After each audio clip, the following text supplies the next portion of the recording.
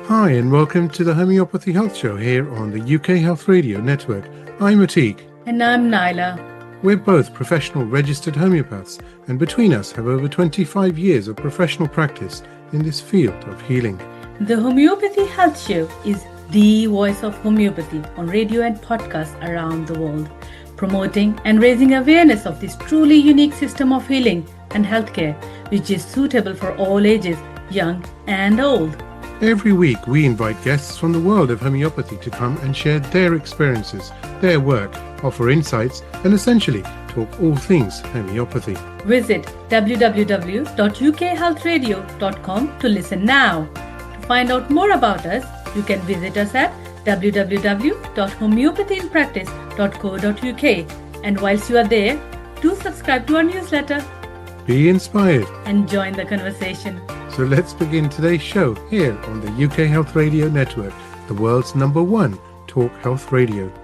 Real feel-good radio. Hi, and welcome to another episode of the award-winning Homeopathy Health Show here on the UK Health Radio Network. And we are indeed the world's #1 radio talk show in over 77 countries of the world.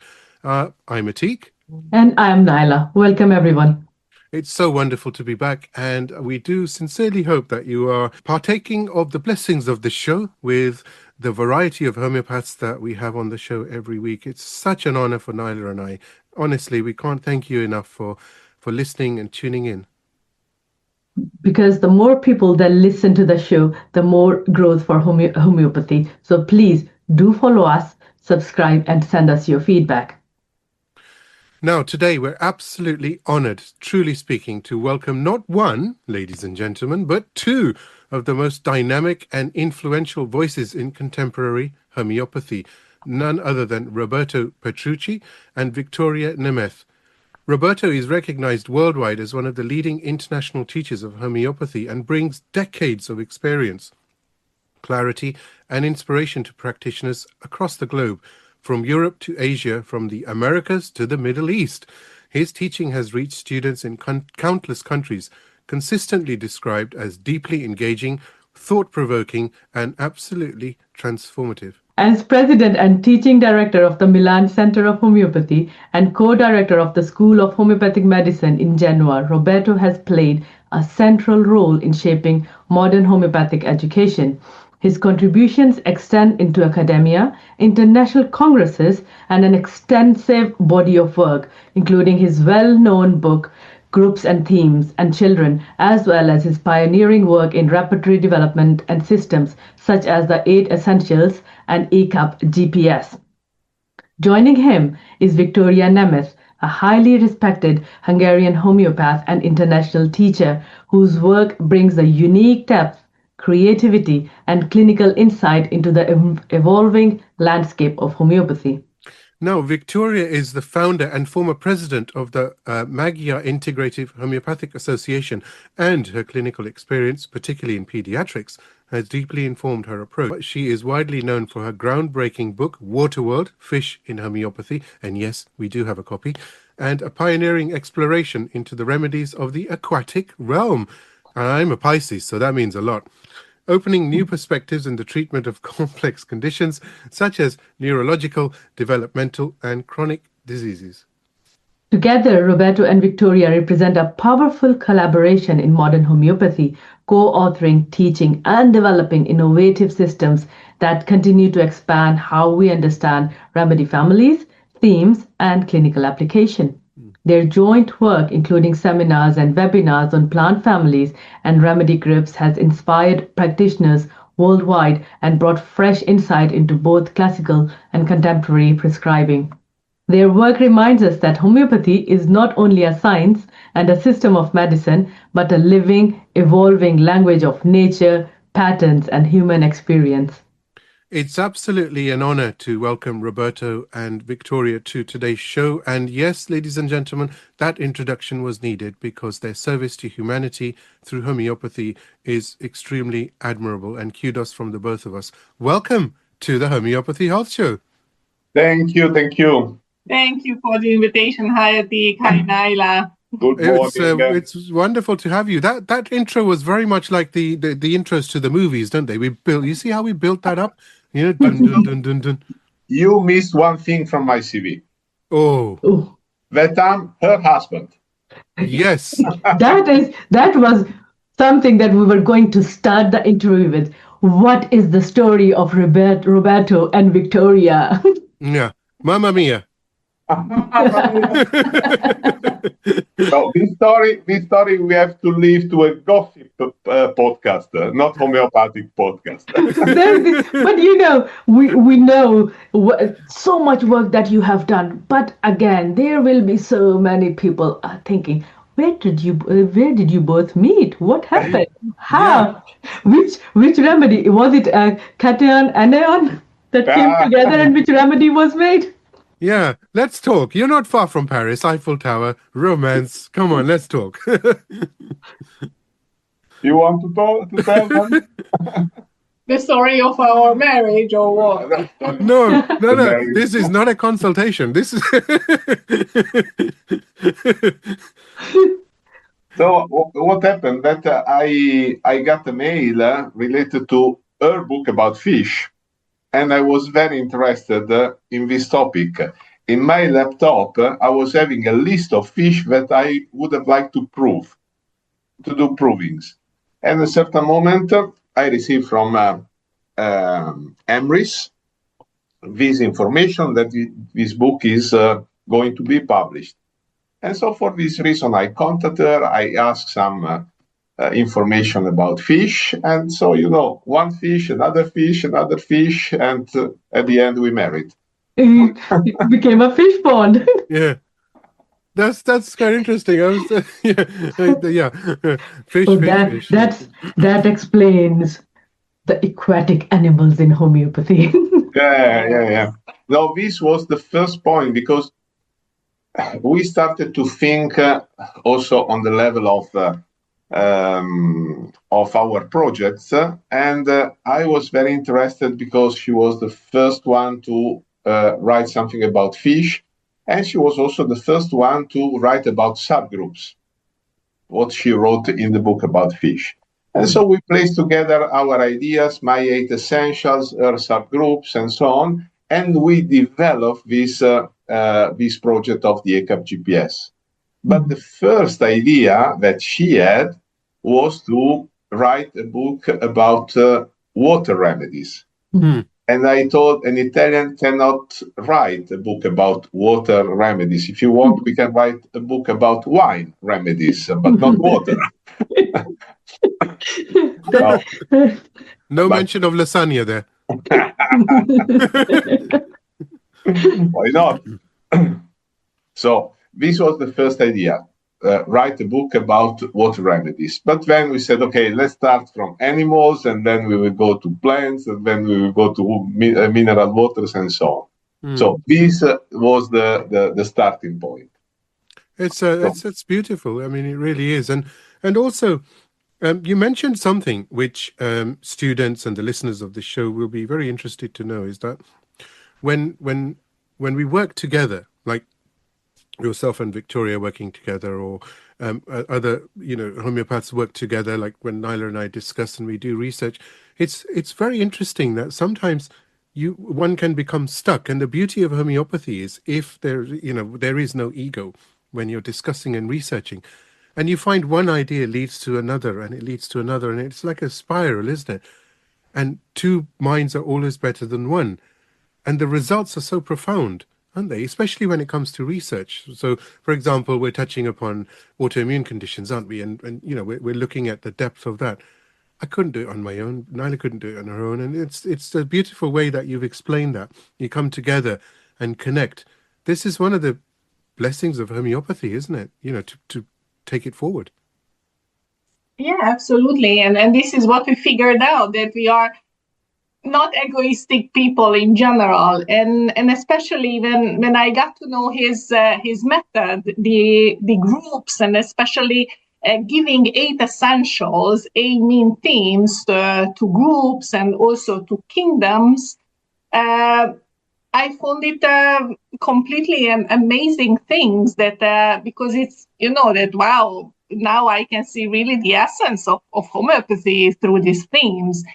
And when he got to know my idea about homeopathy, to see in a more structural way than because immediately I saw subgroups in fish, because I don't know how, but that in a big sea, in a big pond, we have several fish, but they are different also if they are fish together. And we put together and what you told, when the spiral is building up itself without placing your ego, without placing your interest, completely in a humble way, just to see the final goal that you can achieve together.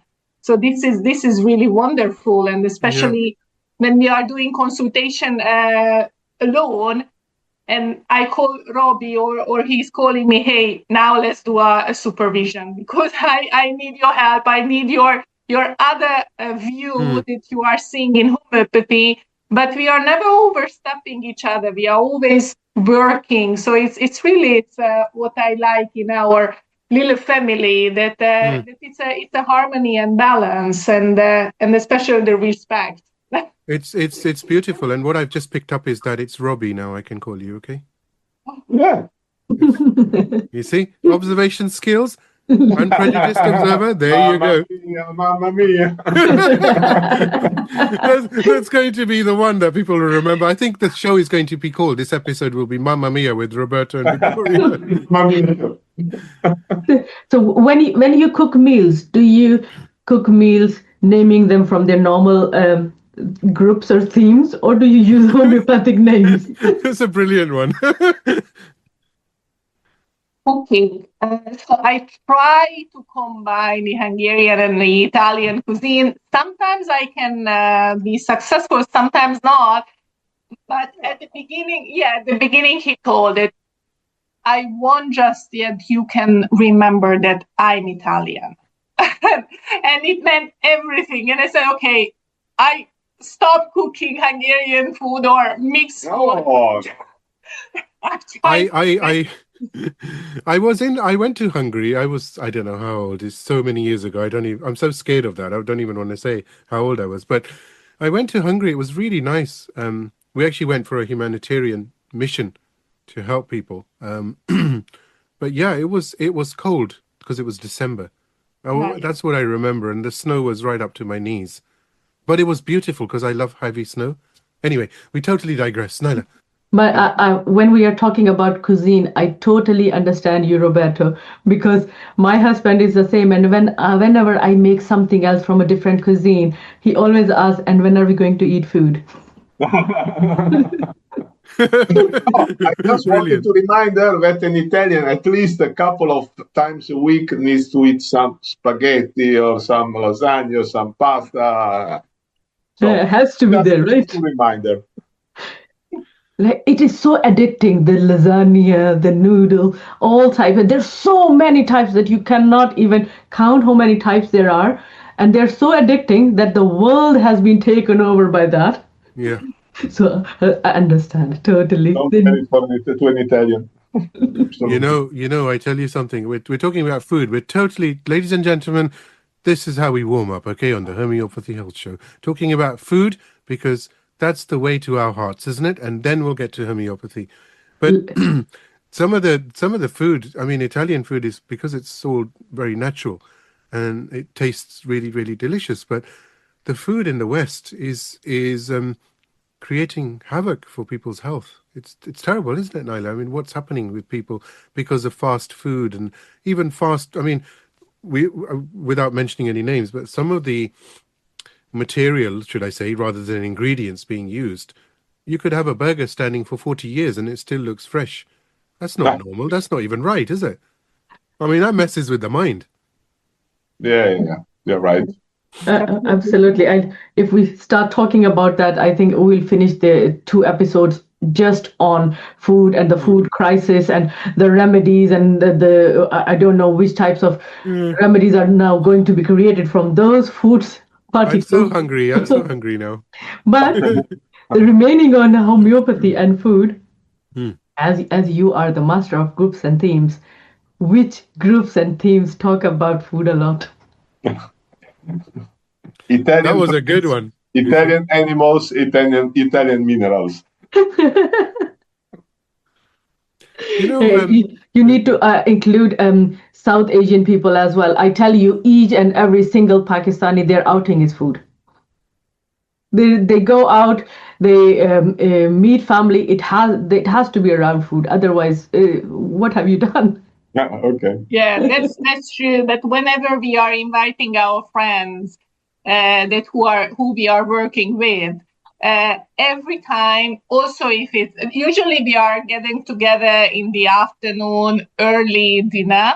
So we are starting to have dinner. At first, we speaking, eating, drinking a little bit, eating a kind of aperitivo, and then we enter to a dinner. And at that time, we didn't even start our speaking or the reason that we came together. So I prepare a lot of food. We start to eat, we start to drink, and around 10 o'clock, when all the stomachs are full, let's now speak about homeopathy and the reason why we get together. that's So very this is interesting the the way how way we are working. you've said that, because usually after your stomachs are full, everyone wants to sleep. No, in Italy, no. After eating, everyone is awake. That's so amazing. I love that culture, and that shines through the warmth of the books and the creativity as well.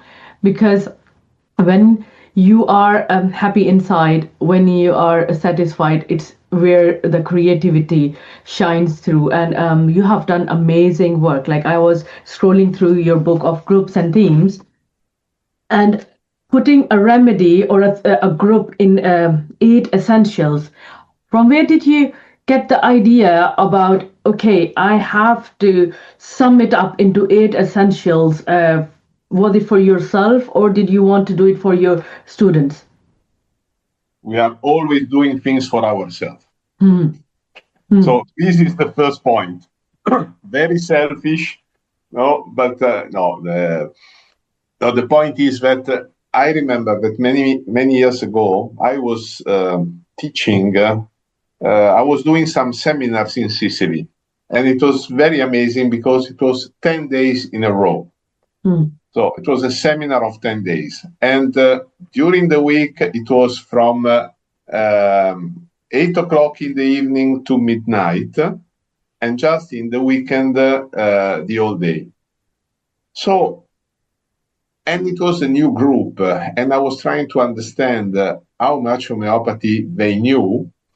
And I realized that they were knowing about 30, 40, 50 remedies, no more. And I was trying to think, okay, but how can I teach them some more remedies? Because everyone was explaining how they were learning and reading the books from Herring and Allen and all these things. And I was thinking, okay, but when I studied and I tried to learn from all these big books, at the end, I was messing up all the remedies. So, which is the remedy that has this symptom, or which symptoms belong to that remedy or the other remedy, and so on. So, I was started to joke with them, because at that time there was a song, an Italian song, that was named Cuore, Sole, Amore. So cuore is heart, sole is sun, and amore, you know. So, and I was telling you have to know 3 very important things for every remedy, because I was asking for how many remedies you know at least 3 important symptoms or 3 important points. And usually, but this was also in abroad seminars, many persons were telling 50 remedies, 60 remedies, 30 remedies. And I told them, okay, let's start to learn 3 important symptoms for every remedy. This was also coming because I translated in Italian the Materia Medica of Böhrike. And for me, what I understood that the introduction of Böhrike is gold. In the introduction of Böhrike, you can have a lot of information. So for this reason, I started to think that we had to summarize. And then I thought, okay, 3 is not so much. And so I created this idea of the 8 essentials. Then I had some discussion with some good friends of mine, homeopaths, that they were telling, okay, but why you are writing always 8? And because, for example, for some groups, for example, snakes, you can write much more.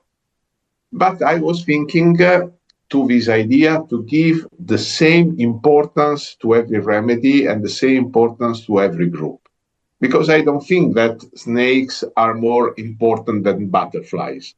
Just that we know better snakes than butterflies. I don't think that pulsatilla can be more important of hydrogenium. So it's just that we are using some remedies since 200 and more than 200 years, and we have the delusion that we know these remedies better, but perhaps we are just adding false information.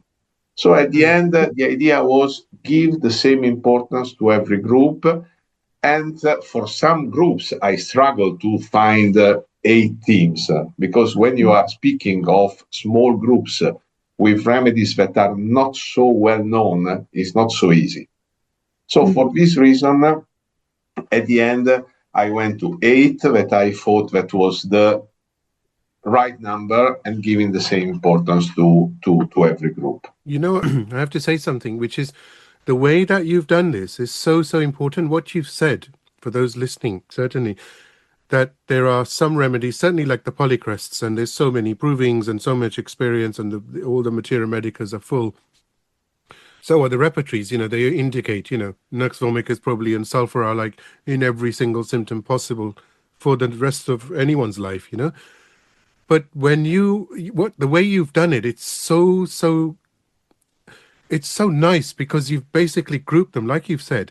So every remedy, every group, every theme has a fair shot, Just because there's little proving of one does not mean it's any lesser in action. It's just basically what you've done. And Nyla and I, certainly, we talk about this when we teach as well, that if you mentioned hydrogen, if someone has used hydrogenium, for example, or oxygenium, whichever, any of the gases, and they've used them with success on certain conditions which aren't listed anywhere. There's no rubrics and certainly no who's right and who's wrong, right? It's real clinical experience, clinical real-time evaluation of the remedies, isn't it, Nyla?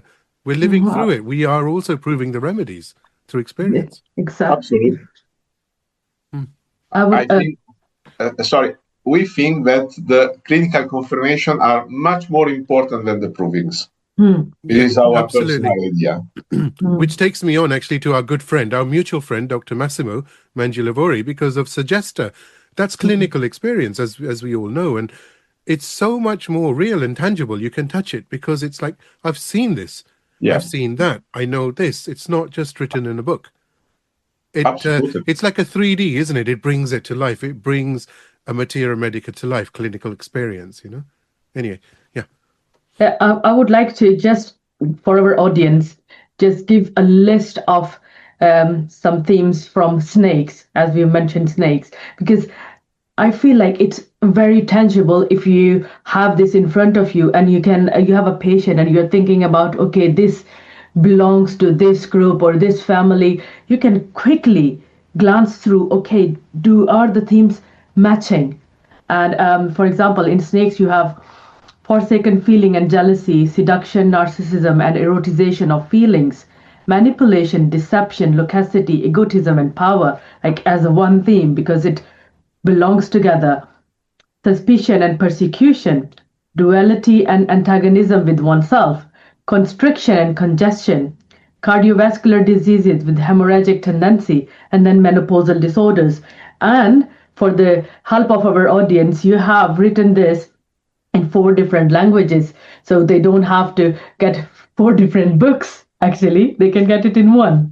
And the same you have done with a smaller group like insects. Not many have written much about insects, but the way you have grouped it here, giving the themes restlessness and industriousness, responsibility, hard work and sacrifice, competition, possessiveness and jealousy, sociality and cooperation, like family and group. Like it shines through how it is like the 4th row of the periodic table: fertility, prolificity and longevity, itching, crawling or prickling skin.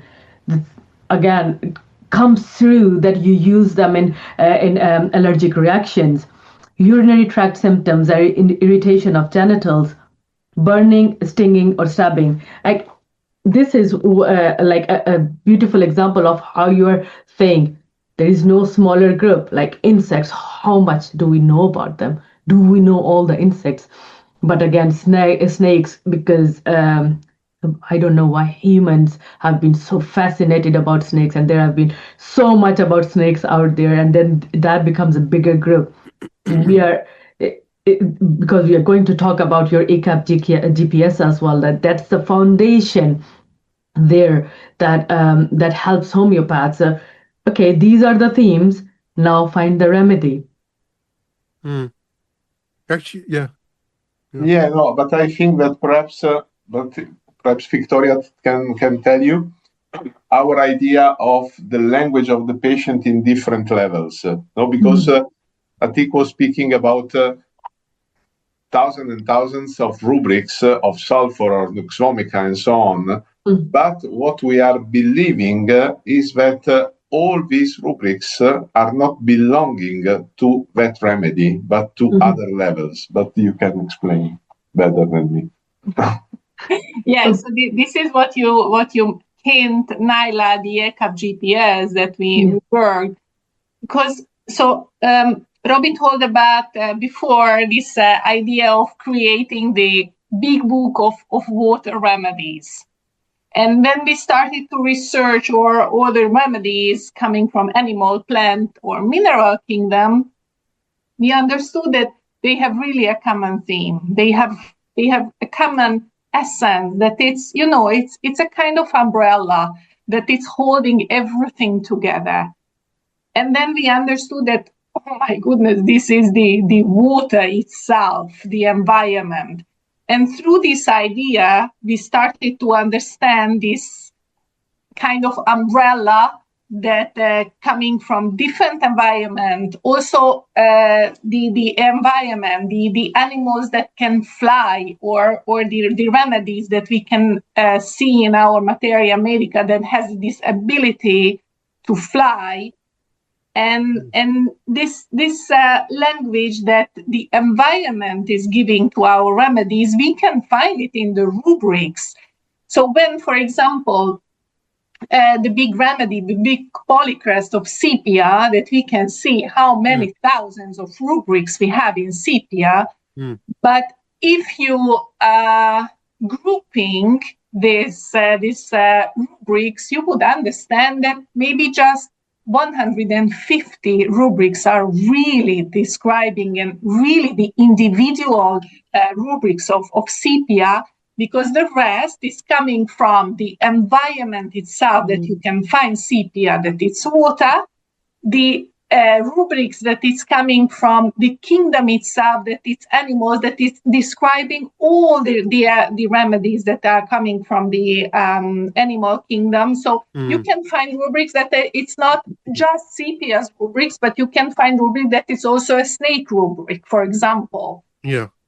And also we understood that because the first book, the fish in homeopathy, I divided subgroups, but I divided subgroups according to a kind of attitude level, a behavior level. So fish that are having predatory attitude and fish that having prey attitude. And that time I named them non-predatory fish. And little by little, we understood that this was not a misleading in that time, my understanding, but it was a kind of doorstep for a better understanding that these are attitudes that we can see in every remedies, being a predatory attitude, being prey attitude, and then we understood that being a parasite is not that you have to need a parasite remedy, but it's an attitude itself also. And then we understood that people are more or less in balance, so not so aggressive or not so benevolent. They are, most of their life are in balance and reacting according to the situation. So we call them amphota, that it's coming from the chemical aspect. So through this level, we understood that rubrics are coming from the attitude being. And it's very important to understand that we are always using the homeopathic language. Is not what that remedy, that substance is doing in nature. Because, for example, the orca that we are thinking as the worst predator for us, from the homeopathic point of view, is not a predator. In fact, it plays in amphota. So when we are speaking and we are, we place a fish that is Sebastes norvegicus, that is coming from the North Sea, we place in the group of tropical fish, because from the homeopathic point of view is a tropical fish. So we are always thinking from the homeopathic point of view. The barium salts we didn't place in the 6th row, because from the homeopathic point of view, the barium salts has nothing to do with the 6th row according to the periodic table. From our point of view, the barium salts are staying in the 2nd row. So always thinking from the homeopathic point of view. Sorry if I think what's something very beautiful that Victoria has actually said, which we'd like to just focus on again as part of this narrative, is very much the fact that a lot of those rubrics, you mentioned CPN 150, possibly true rubrics as such, and because you could put it alongside Medusa, or you could put it any other fish remedy as well, and salmon and whatnot. Majority of them are themes. So maybe the MMs, this is why your book is so interesting, groups and themes, because you can group them, but you can theme them. Technically, just by knowing a theme or the doctrine of signatures, you could technically prove any remedy, right? I'm just saying, for argument's sake, because you know the theme. You've mentioned predators. So we know what the predatory group comprises of as far as the themes are concerned, right? So it's interesting, isn't it, how complex it has become, and yet when you just step back, like you've explained, and just look at it, how different it can become. I find this fascinating. Well, absolutely. I would like, because this conversation is very, very interesting, and as a homeopath, I love to listen to teachers who have spent their time explaining and doing this work. You were talking about different environments, and then the attitude. If you, for our audience, and especially student homeopaths and homeopaths who have just graduated, if you can explain this a little more so they understand what you mean when you talk about the environment and the attitude. Yeah.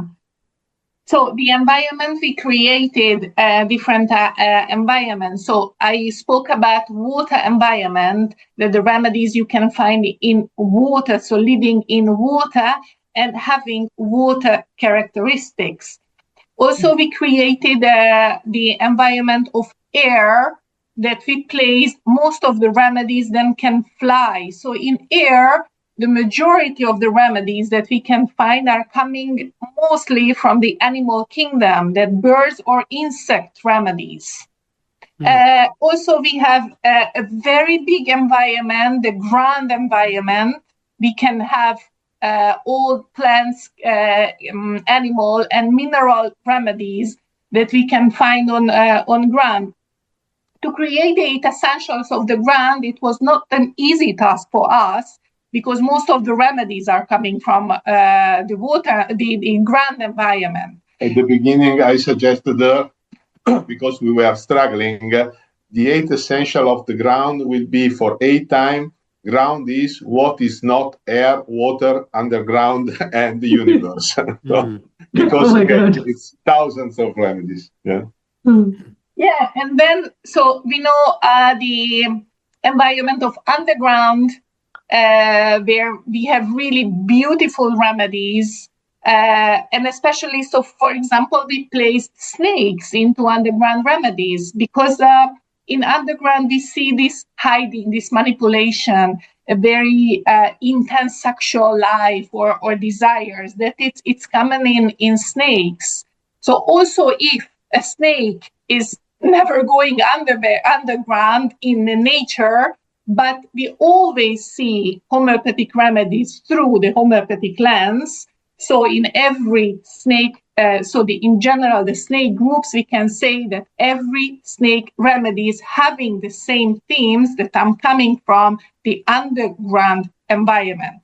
And then we have the other beautiful environment that maybe I like the most after the water environment is the universe environment, that we have really beautiful remedies coming from the gas, coming from the imponderables, for example, that we do not know much about these remedies, but are really very, very important remedies. And these are the 5 environments. So the water, air, ground, underground, and universe that we created. So now it's your task to speak about attitudes. Mamma mia! Well, you know, I'm in Italian. Why I have to speak? It's a fascinating subject, isn't it? It actually, funnily enough, took me to something. I don't know if this is related, but it's in my head, so I have to take it out. Nyla was abroad yesterday, and she went, not yesterday, recently. We were talking yesterday, and we were talking about the salt mines. And you mentioned that the mining of salts in Pakistan, for example, the reserves are so huge. It's only 1%, you said, right, that they've taken? 5%. 5%. They're mining at the moment, yes. So little do we know what lies underground. Just like they're finding oil, and the largest reserves are coming up in other countries outside of Saudi Arabia, for example. And it's fascinating, and how they play such an important role in this ecosystem and where those remedies are found, right? That's a thematic approach, is it not, Anyway. Yeah, it is a kind of multi-layered approach, as the new homeopathy editor described us. When she wanted to understand better our method, this ACAP GPS, and she told me that wow, Wiki, it's a multi-layered, it's a kind of holographic peak that I'm seeing how you are describing your view in homeopathy. And yes, I can underline that yes, it's a multi-layer, but like every remedy has a multi-layer levels.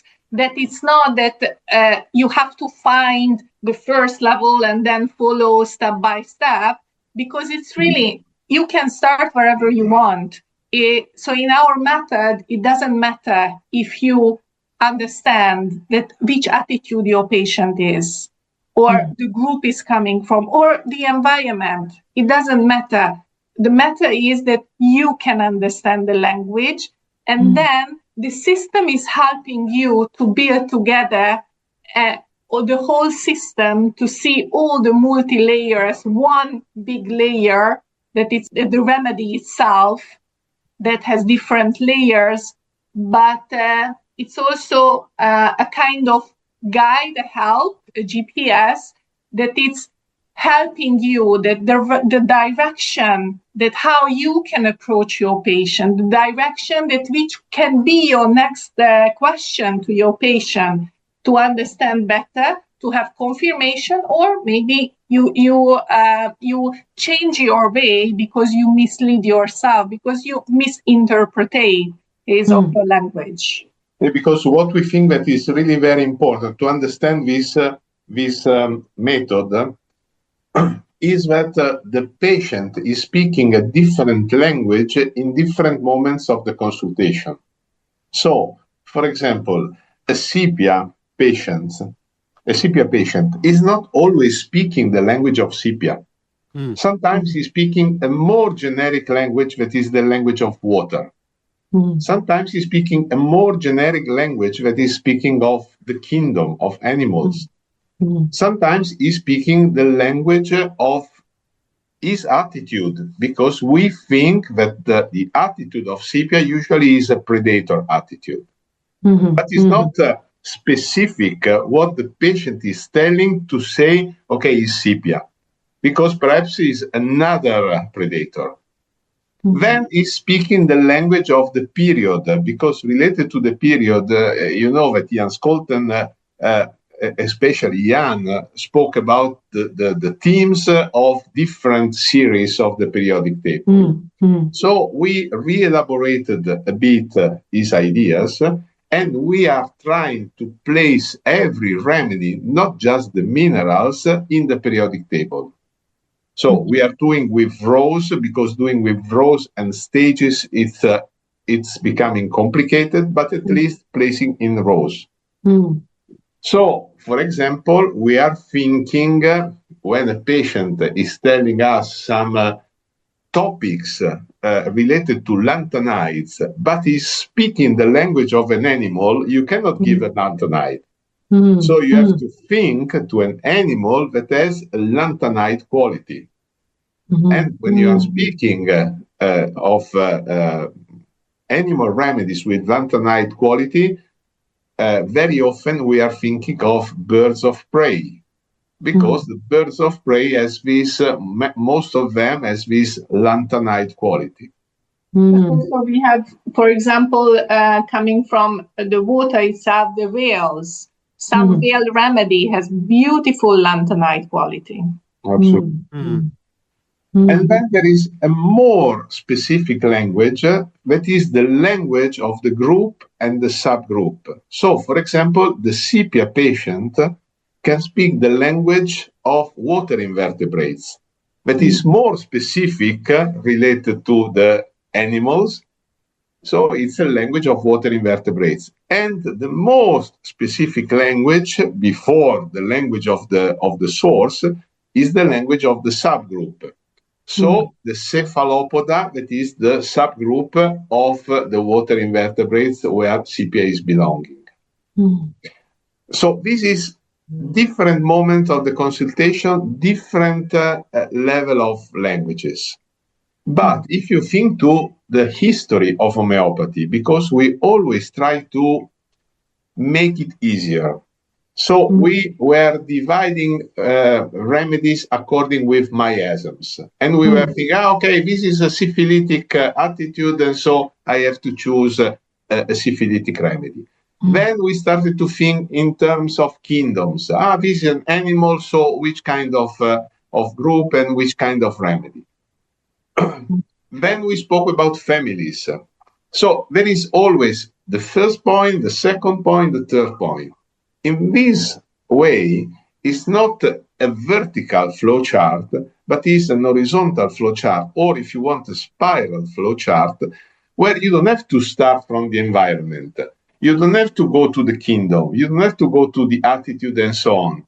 Because sometimes the patient is starting speaking the language, I don't know, of the period, or the language of the group, or the subgroup. For example, the tropical fish have a very specific and easily to recognize language. So sometimes a patient is speaking a language and you are thinking, okay, but this is a tropical fish language. And then from there, you go and you check which kind of remedies you can prescribe. So the program that is going to come, the module that is going to come in Radar, as this can give you this possibility. So I'm thinking, for example, that is a water language. Okay, I click on water, and the program is giving you all the remedies that are staying in water. When the patient is speaking about a predator attitude, okay, I want a predator that is staying in the water. And you will just see the remedies that are water predator. This is so good. Yeah, and perhaps the patient is giving you now some information related to the period, and you are seeing, for example, period 4, and you can ask to the module to have the remedies that are water predator with attitude of period 4, with the characteristic of period 4. And the integration with the repertorization is also useful because we are always doing a repertorization. So when you have the repertorization, you can ask the program, okay, let me see in the repertorization which are the remedies that are water predator with period 4. And we think this can be very useful. And you can read the 8 essentials of the remedy. So the program will come out with more than 500 remedies with 8 essentials. We will have about 100, I think 103 groups, 140 or 50 subgroups. Brilliant. I do hope you've enjoyed this week's episode of the Homeopathy Health Show. Tune in every week for inspiring conversations, bringing you all things health and well-being to your radio and podcast apps. The more exposure the Homeopathy Health Show receives, the better for homeopathy around the world. And please do support the show by clicking follow on our socials. You can find us at www.homeopathyinpractice.co.uk and on Facebook and Instagram at Homeopathy in Practice. Do give us a follow on there. Let's promote the voice of homeopathy around the world together. Until next time, stay safe and take care.